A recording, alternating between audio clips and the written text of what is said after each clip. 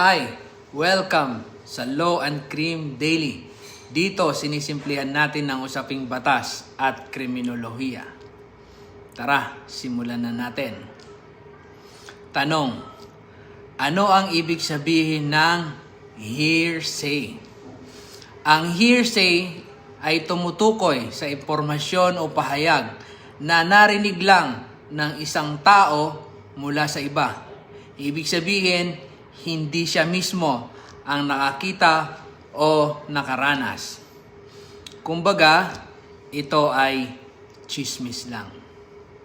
Ang hearsay ay hindi pinapayagan sa korte o hindi tinatanggap bilang ebidensya sa korte dahil walang personal na kaalaman ang nagsasalita tungkol sa nasabi niya o sinasabi niya.